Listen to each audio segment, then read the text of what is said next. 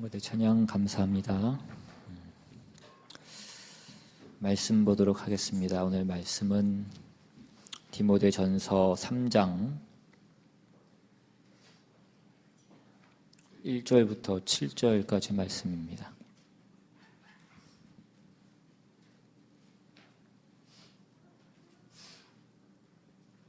디모데전서 3장 1절부터 7절까지 말씀 같이 보겠습니다.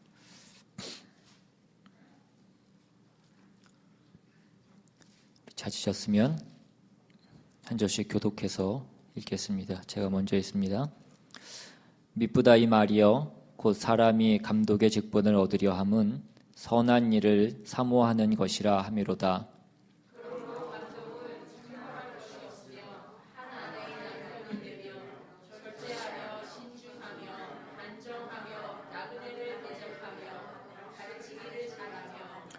술을 즐기지 아니하며 구타하지 아니하며 오직 관용하며 다투지 아니하며 돈을 사랑하지 아니하며 자기 집을 잘 다스려 자녀들로 모든 공손함으로 복종하게 하는 자라야 할지며 사람이 자기 집을 다스릴 줄 알지 못하면 어찌 하나님의 교회를 돌보리요.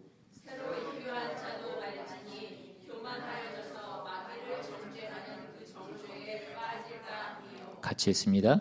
또한 외인에게서도 선한 증거를 얻은 자라야 할지니 비방과 마귀의 올무에 빠질까 염려하라. 아멘.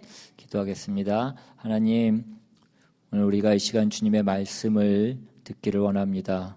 우리가 겸손한 마음으로 주의 말씀을 경청하게 주님 도와주시옵시고 말씀 가운데 나타내시는 주님의 귀한 뜻을 우리가 잘 깨닫고 우리의 삶 가운데 또 한번 적용하며 우리의 삶을 변화시키는 그 귀한 시간 될 수 있도록 주님 역사하여 주시옵소서.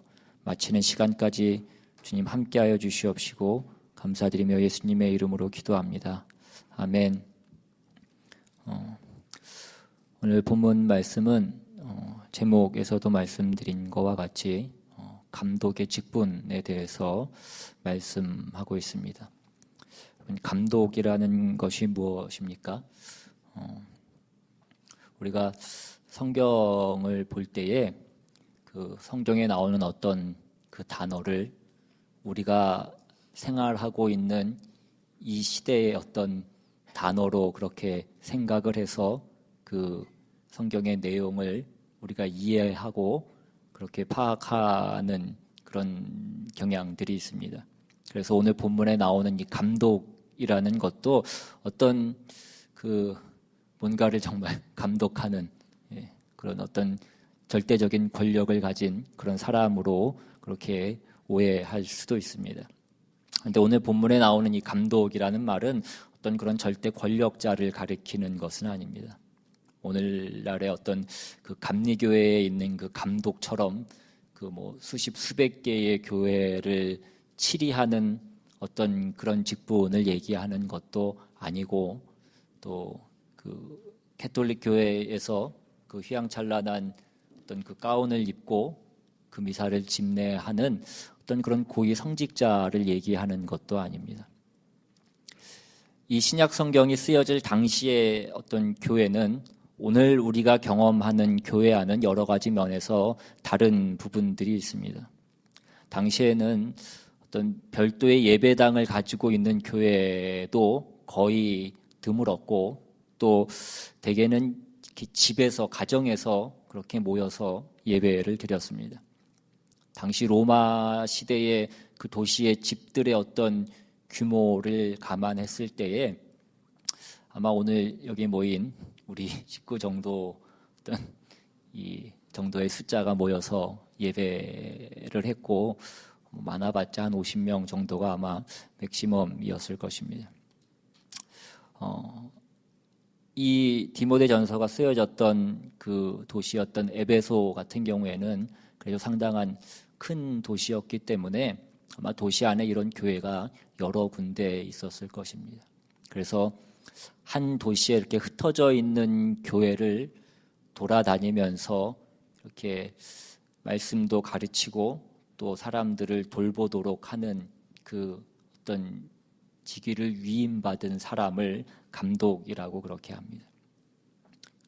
이 감독이라고 하는 것은 오늘날처럼 어떤 직업 성직자를 얘기하는 것은 아닙니다. 당시에는 신학교도 없었던 시대였기 때문에 전문적으로 말씀을 교육받고 어떤 목회자로 서기 위해서 교육을 받은 그런 사람들이 아니라 평신도 중에서 어떤 말씀의 그 복음의 본질의 이해가 있고 또 다른 성도들에게도 모범이 되는 그런 사람들을 세워서 다른 성도들과 교회들을 이렇게 잘 돌볼 수 있도록 그렇게 감독으로서 사람을 세웠던 것입니다. 그러니까 그런 뜻에서 본다면 오늘 읽은 본문에 나오는 이 감독이라는 것은, 이 감독의 자격이라는 것은 어떤 고위 성직자의 자격을 말하는 것도 아니고 어떤 목회자만을 위한 어떤 그 자격 지침을 말하는 것도 아닌 것입니다. 오히려 믿음을 가진 사람이라고 한다면 누구나 가져야 되는, 누구나 이루어 나가야 되는 어떤 그 목표를 제시하고 있는 것이고, 그런 면에서 오늘 사도 바울은 모든 성도들이 이루어야 할 그 성숙한 신앙이 무엇인지에 대해서 그 모습을 우리에게 가르쳐 주고 있는 그런 내용입니다. 그래서 오늘 본문에 보시면 여러 가지 항목들이 그렇게 나열되어 있는데, 이 여러 가지 항목들은 어떤 성숙한 신앙인이 되기 위한 조건이라기보다는 그것보다 더 근본적인 어떤 내용을 말씀하고 있는 것입니다. 제가 가지고 있는 이 성경에서는 오늘 본문 그 단락의 제목을 감독의 자격이라고 그렇게 정해놓고 있는데, 그런 뜻에서 본다면 그 제목은 적당한 것 같지는 않습니다. 그러니까 만약에 바울이 오늘 본문에서 나열하고 있는 그 여러 항목들을 우리가 조건으로 봐서 어떤 그것을 조건으로 해서 어떤 교회의 지도자를 세운다라고 하면 우리는 굉장한 어려움에 직면하게 될 것입니다. 제가 본문을 보면서 오늘 본문에 나열되고 있는 항목이 대략 한 15개 정도가 되는데, 그 항목들에 제가 얼마나 부합하는가를 한번 보니까 한 3개 정도 통과될 수 있는 것 같았습니다. 한 아내의 남편이 되며 술을 즐기지 아니하며 구타하지 아니하며 정도가 부합되는 것 같고, 나머지 항목들에 대해서는 두렵고 떨리는 마음이 있을 뿐입니다. 그러니까 지금 바울이 얘기하는 것은 어떤 지도자의 조건이 아니라 적어도 한 교회에서 성숙한 신앙인으로서 어떤 지도자가 되려면 신앙적으로 이런 수준을 이루어야 한다는 것을 말씀하고 있는 것입니다.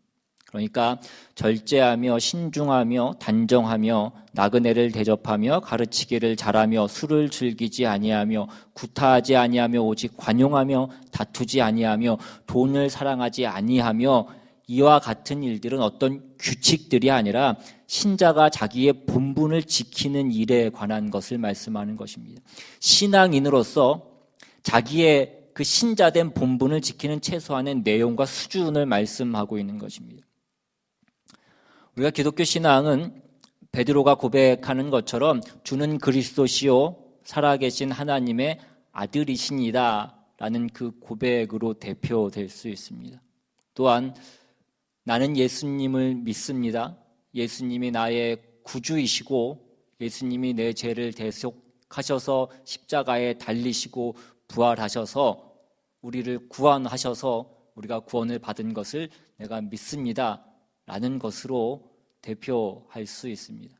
그런데 그러한 모든 신앙 고백들이 우리가 단순히 입술로 고백하고 또 우리가 머리로 아는 어떤 우리의 지식에 영향을 미치는 것으로만 끝날 수는 없는 것이라는 것입니다.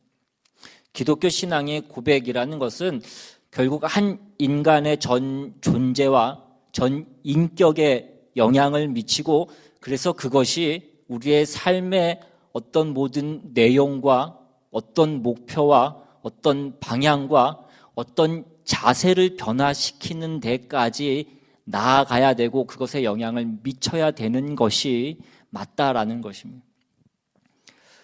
디모데전서를 하면서 디모데전서의 가장 중요한 주제가 어떤 다른 교훈, 거짓 가르침, 거짓 교사에 대한 사도 바울의 경고의 말씀이라고 그렇게 말씀드렸습니다. 그런데 이것이 단순히 어떤 거짓 교훈과 바른 교훈만을 가르고 있는 것이 아니라 거짓 신앙과 또한 참 신앙이 무엇인지를 나누고 있는 것이기도 합니다. 여기서 거짓 신앙이라는 것은 어느 것 하나로만 자신의 신앙을 확인하고 나머지 부분에 대해서는 신자된 기본을 갖추지 못하고 있는 것을 말씀하는 것입니다. 그것이 그가 구원을 얻었거나 얻지 못했거나 그것을 얘기하는 것은 아닙니다. 그러나 자신의 신앙을 자꾸 어떤 한 부분과 어떤 한 내용에서만 자꾸 확인하고 있는 것을 얘기합니다. 우리가 신자가 되고 신앙 고백을 하면 어떤 우리 그 삶의 어떤 전 인격의 변화가 우리 삶 가운데 전체적으로 영향을 미치고 그것이 변화가 되어야 되는데 우리가 그 중에서 어떤 하나만을 하는 것으로 우리가 신자가 된 것을 확인하고 그래서 안심하고 그래서 다른 것에는 신경을 쓰지 않고 그래서 마음껏 실수를 하고 그래서 신자된 본분을 지키지 못하는 것을 얘기하는 것입니다.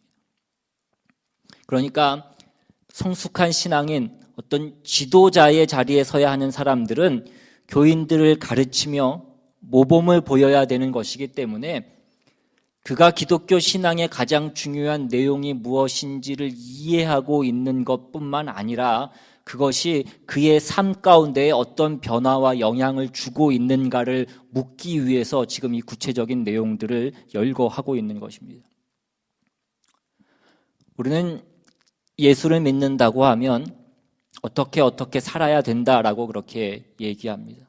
그래서 흔히 말하는 우리는 매일 기도해야 되고 말씀 읽어야 되고 참아야 되고 사랑해야 된다라고 그렇게 얘기합니다.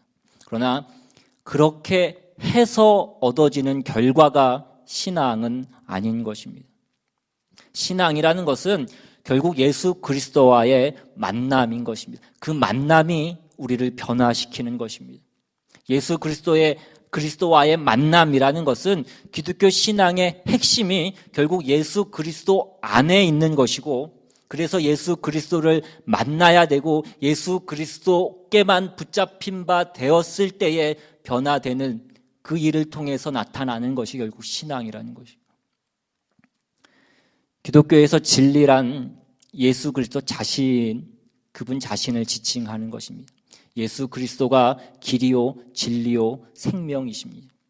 예수 그리스도 외에는 그 길과 진리와 생명이 있을 수 없습니다.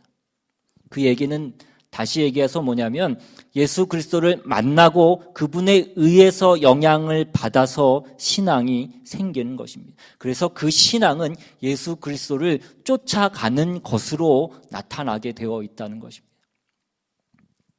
그 중에 우리가 어떤 가르침 하나만을 우리의 어떤 지식으로, 어떤 윤리로, 도덕으로, 종교로, 어떤 그런 열심으로, 어떤 그런 규칙으로 우리가 소유하고 있는 것으로 해서 우리가 참다운 신앙의 자리에 있는 것은 아니라고 꾸짖고 있는 것입니다.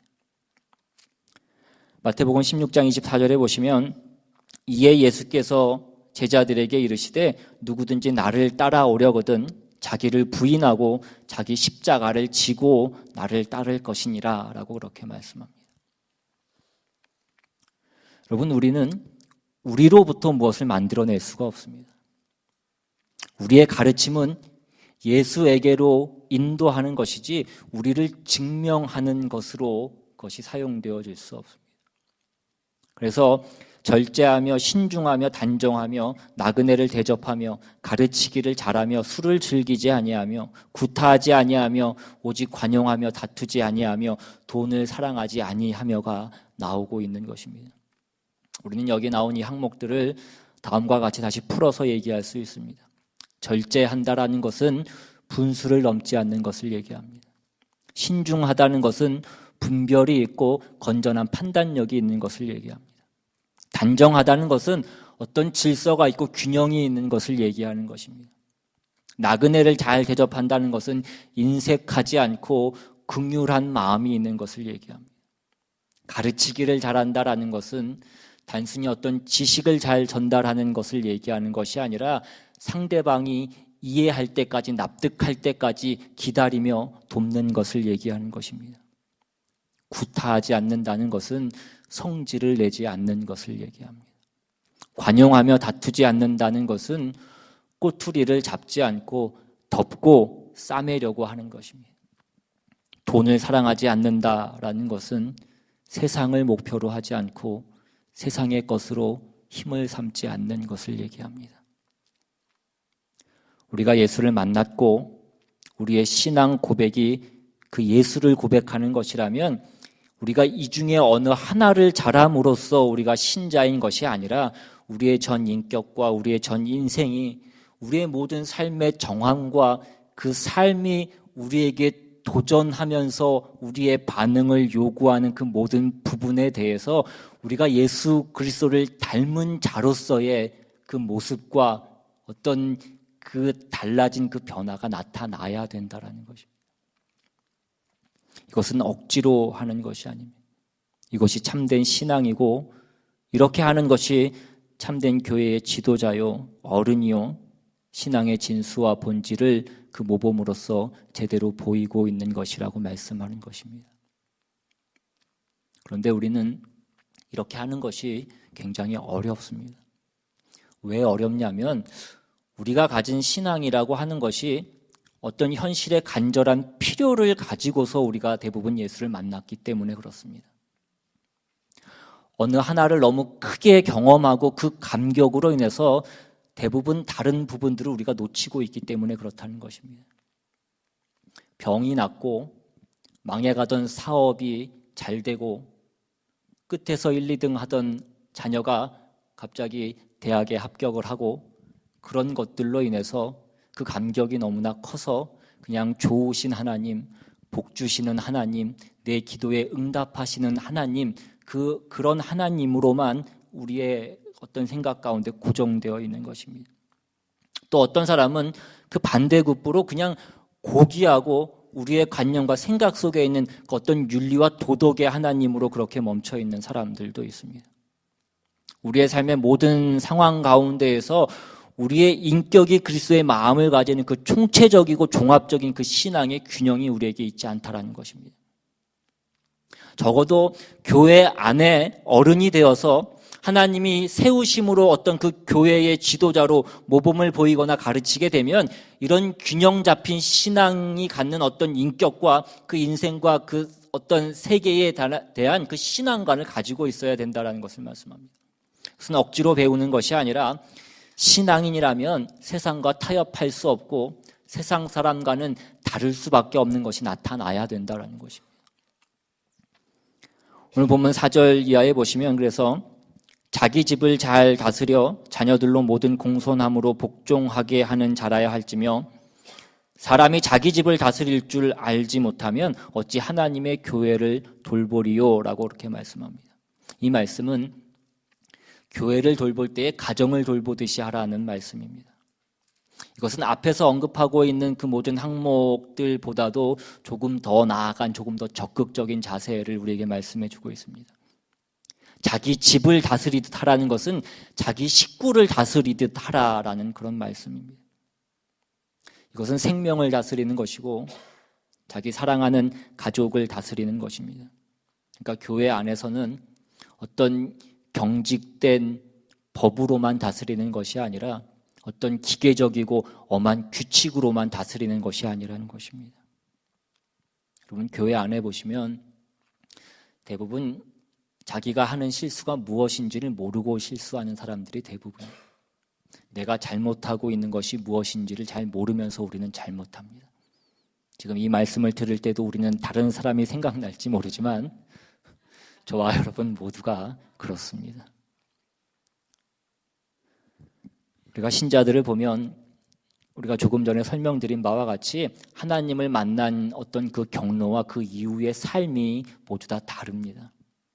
굉장히 다양한 경우와 과정을 거쳐서 우리가 하나님을 만나게 됩니다. 그래서 어떤 사람은 감격적일 수 있고 또 어떤 사람은 굉장히 이성적일 수도 있습니다. 어떤 사람은 세상에 대해서 절망해서 매사에 삐딱할 수도 있고 어떤 사람은 그 절망 가운데서 하나님의 은혜를 받아서 굉장히 감격적일 수도 있습니다.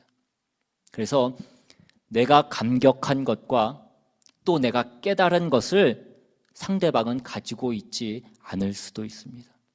그러나 그렇다고 해서 다그치거나 비판하거나 한심하다고 생각하지 말라는 것입니다. 자기 식구를 다루듯이 하라는 것입니다. 여러분, 식구를 다룬다라는 것이 무슨 뜻입니까? 우리가 식구에게는, 우리 가족에게는 어떤 법을 정해놓고 그 법을 지키면 그냥 내버려 두고 그 법을 지키지 않으면 내쫓고 호적에서 파고 그렇지 않습니다. 사랑으로 다루는 것이고 어른이 됐으면 어른 노릇을 하라는 것입니다. 오늘도 보면 젊은 부모들은 아이들에 대해서 잘 참지 못합니다. 빠른 시간 내에 어떻게 해서라도 한꺼번에 결과를 만들려고 합니다. 그래서 아이들을 잘 다그칩니다. 그러나 할머니, 할아버지가 되면 더 많이 아이들에게 참아주는 것을 보게 됩니다. 그리고 그 부모에게 이렇게 얘기합니다. 기다리라고 얘기하고 놔두면 때가 되면 철이 들면 괜찮아진다라고 그렇게 얘기합니다. 여러분, 자녀들은 부모의 말을 잘 듣지 않습니다. 그러나 나중에 결혼하면 자기 마누라 말은 듣게 되어 있습니다. 딸들은 남편의 말도 듣지 않습니다. 그러나 또 자기 아들 때문에 또 철이 들게 되어 있습니다. 오늘 본문 6절에 보시면 새로 입교한 자도 말지니 교만하여져서 마귀를 정죄하는 그 정죄에 빠질까 하미요, 이렇게 말씀합니다. 어떤 그 성숙한 신앙인이 되기 위해서 교회의 지도자의 자리에 서기 위해서는 어떤 신앙의 연륜과 그 경력이 필요한 것을 말씀하고 있습니다. 왜 신앙의 경력이 필요합니까? 우리는 믿음을 갖고 처음 그 감격을 가지게 될 때에는 우리는 믿기만 하면 다 되는 것으로 그렇게 생각합니다. 그러나 믿음이라고 하는 것은 그 시작과 그 끝이 굉장히 먼 길 가운데 있는 것입니다. 우리가 동일한 고백을 하지만 시작한 그 믿음과 완성되는 그 믿음 사이에는 굉장히 긴 과정과 엄청난 긴 어떤 그 길들이 있다라는 것입니다. 그런데 표현은 동일한 것입니다. 우리는 이것을 이상과 현실의 차이에서도 볼 수 있습니다. 이상이라는 것은 무엇입니까? 어떤 목표와 어떤 방향을 얘기합니다. 어느 곳을 가자는 어떤 목표와 방향이 있다고 생각해 보십시오. 그것을 가기 위해서는 그 길을 가려고 할 때에는 우리가 지도로 그 길을 가는 것을 보면 우리는 그 목적지에 가는 것을 그냥 직선으로 선을 그어서 갈 수 있습니다. 그냥 눈에 보이는 것으로 똑바로 그렇게 가면 될 것이라고 우리는 그렇게 생각할 수 있습니다. 그러나 실제로 그것을 가려고 하면 우리는 직선으로 똑바로 갈 수 없는 것을 우리는 깨닫게 됩니다. 그 길은 직선으로 가는 것이 아니라 가다 보면 강도 만나게 되고 산도 만나게 되고 또 길이 끊어지는 것도 있고 그러면 돌아서 가야 되는 것이 필요한 것입니다. 그런데 우리가 이상주의일 때는 그곳으로 가기 위해서 길을 돌아가는 것을 변심했다라고 그렇게 생각합니다. 우리가 그 길을 가기 위해서는 잠시 쉬어가는 것도 필요한데 쉬면 포기했다라고 그렇게 얘기합니다. 우리가 끝까지 가려면 우리는 쉬면서도 가야 되고 또 자면서도 가야 됩니다. 우리가 밥도 먹어야 되고 서로 얘기도 해야 되고 위로도 하고 격려도 받으면서 그 길을 가야 되는 것입니다. 우리는 그것을 현실이라고 얘기합니다. 여러분, 이것이 어떤 목표로 가기 위한 그 길을 타협하기 위해서 그 현실이라는 것을 써먹으라고 말씀드리는 것이 아닙니다. 그러나 우리가 끝까지 가려면 우리가 유한한 실력을 가진 인간들이기 때문에 그 목적지에 가기 위해서는 힘을 길러야 되고 시간이 필요하고 시행착오를 거쳐서 우리가 가야 한다라는 것을 이해하고 납득하는 것을 현실을 안다라고 얘기하는 것입니다. 흔히 목사님들이 교회 안에서 제일 골치 아픈 사람이 누구냐라고 할 때 신앙생활 잘 안 하면서 이름만 걸어놓고 땡땡이 치는 사람들하고 어떤 이상만을 가지고 이렇게 해야 된다 저렇게 해야 된다 얘기하는 사람들이라고 그렇게 얘기합니다. 둘 다 골치가 아프지만 이 두 부류의 사람을 빼면 교회 안에는 남는 사람이 없습니다. 이 두 부류를 빼고 현실적인 지혜와 경륜을 가지고 있으면서 열심을 내는 사람은 없더라는 것입니다. 우리는 다 어느 쪽이든지 치우쳐 있습니다.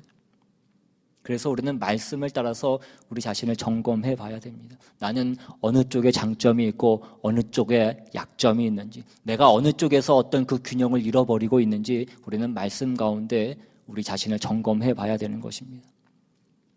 오늘 본문 마지막에 7절을 보시면 또한 외인에게서도 선한 증거를 얻은 자라야 할지니 비방과 마귀의 올무에 빠질까 염려하라. 어떤 신앙이라는 것이 어떤 특별한 영역에서만 그것이 인정받아야 되는 것이 아니라 어떤 교회 안에서만 그것이 인정받아야 되는 것이 아니라 세상의 모든 그 일반적인 우리 모든 삶의 자리에서도 그 모습에서도 그것이 드러나야 된다는 것입니다. 우리는 우리가 가지고 있는 어떤 궁극적인 목표와 내용에 있어서는 그것이 세상과는 다른 것이지만 기독교라는 이름으로 세상에서 나뉘어져서는 안 된다는 것입니다. 그래서 신자된 증거는 세상에서도 인정받는 것이 되어야 된다는 것입니다. 세상에서 훌륭하게 생각하는 것이 윤리와 도덕입니다. 그런데 우리는 그 정도도 잘 하지 못합니다. 그렇다면 세상에서 기본이라고 생각하는 것은 적어도 해야 되지 않겠냐는 것입니다. 세상에서 기본으로 생각하는 것이 무엇입니까? 어떤 경우와 어떤 상식입니다. 적어도 우리가 이것은 지켜야 된다는 것입니다. 우리가 이것도 지키지 못하면 그것은 복음을 훼손시키는 일이 되는 것입니다. 우리가 세상 사람들을 만났을 때에 세상 사람들이 예수 믿는 사람들에 대해서 흉보는 것 중에 하나가 하나님을 보이라라고 얘기하는 것입니다. 여러분, 이 얘기가 단순히 보이지 않는 그 하나님을 보이라고 얘기하는 것일 수도 있지만 너희가 믿는 그 하나님이 너희가 그 하나님을 믿는다면 너희가 세상과 다른 것이 무엇인지를 보이라고 하는 어떤 그런 말이기도 합니다. 우리가 기본적인 부분에서도 세상 사람들과 너무나 다르지 않기 때문에 하는 말이기도 하다는 것입니다. 우리가 예수 믿으면 세상에서 기본으로 여겨지는 것도 어떤 그 기본과 상식에 있어서도 분명히 앞서고 더 나아가야 되는데 그 상식과 경우에 있어서도 바르지 않고 자꾸 틀리기 때문에 그렇다는 것입니다. 우리가 복음을 전하면서 예수 믿자고 얘기하는 그 중요성 때문에 상식과 예의를 깨는 것을 신앙이라고 하지 않는다는 것입니다. 아무 때나 쳐들어가서 문 두드리고 예수 믿으라고 하는 것이 잘하는 것이 아니라는 것입니다. 물론 하나님께서 그렇게 하는 일에도 열매를 맺게 하실 때가 있습니다. 그러나 그 일은 손해볼 때가 더 많다는 것입니다.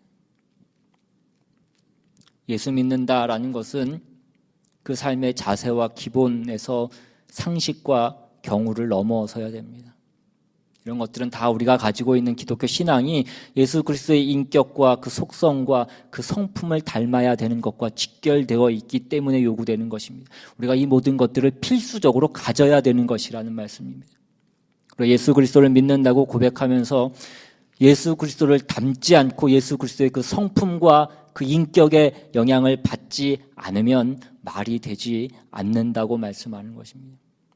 예수님의 성품과 인격이 무엇입니까? 마태복음 11장에 보시면 28절 이하에 수고하고 무거운 짐진 자들아 다 내게로 오라 내가 너희를 쉬게 하리라. 나는 마음이 온유하고 겸손하니 나의 멍에를 메고 내게 배우라.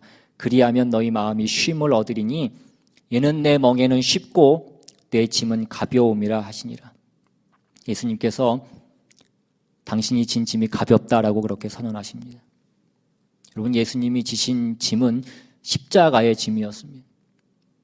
우리를 구원하기 위해서 무한하신 하나님이 유한한 인간 안으로 들어오신 것이 그 성육신입니다. 무한을 유한 속에 집어넣으신 것이 성육신인 것입니다. 그것은 우리가 가지는 어떤 고통과 어떤 억울함과 어떤 비참함과도 비교할 수 없는 것입니다. 우리가 개가 된다고 해도 그것보다 더한 것이라는 것입니다. 무한하신 하나님이 유한 속에 당신을 넣으셔서 그 모든 고통을 맛보시고 그 죄악 가운데 거하신 것입니다. 그런데 주님께서 그 짐이 가볍다라고 그렇게 하십니다. 왜냐하면 마음이 온유하고 겸손하기 때문에 그렇습니다. 예수님은 자신이 지신 그 짐을 억울하게 생각하지 않으시고 너희를 위해서 기꺼이 내가 이 짐을 지고 있다라고 그렇게 말씀하고 있습니다. 그래서 우리에게 어떻게 하라고 하십니까? 수고하고 무거운 짐진 자들아 다 내게로 오라 내가 너희를 쉬게 하시겠다라고 그렇게 말씀합니다. 여러분, 주님의 마음이 무엇입니까?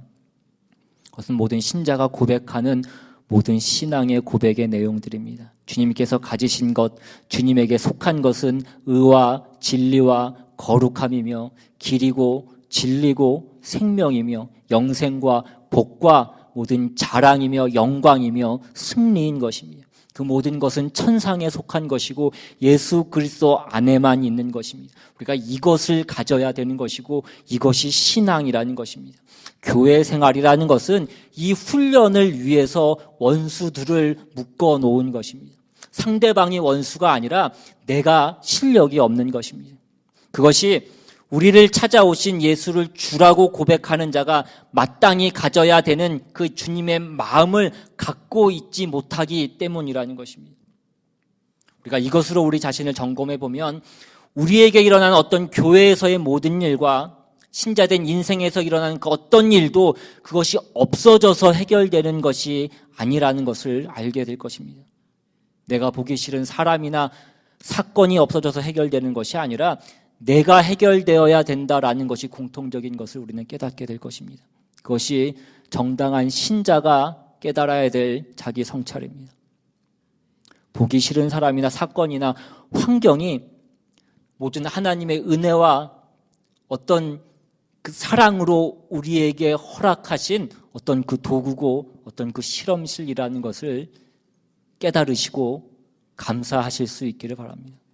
그래서 우리의 신앙 고백이 단순히 헛된 말에 그치지 않고 우리가 무엇 하나만을 하는 것으로 우리가 다 된 것으로 생각하지 않고 우리가 정말 주님을 닮은 자로서 우리가 주님의 성품을 본받은 자로서 우리의 모든 부분에서 우리의 전 인격과 우리의 전 생애와 우리의 모든 삶의 자세와 우리의 모든 삶의 내용이 주님을 닮아가는, 그래서 성숙한 신앙인으로서 신자로서의 모습을 드러내는 저와 여러분이 다 되시기를 주님의 이름으로 축원합니다. 우리 시간 같이 찬양하고 또 기도하기를 원합니다. 오늘 찬양할 때 우리 찬양의 가사처럼 정말 내 삶의 작은 부분에서도 그 주님의 마음을 알아서 그 주님을 조금이라도 닮아가며 그 좁은 길로 조금씩 나아가는, 우리가 그분이 얼마나 크신 분이신가를 알고 내가 얼마나 또 작고 부족한 자인지를 깨달아서 그 길로 가기로 더욱더 간절히 소망하며 주님을 의지하며 그렇게 조금씩 우리의 삶을 살아나가는 우리 모두가 될 수 있기를 바랍니다.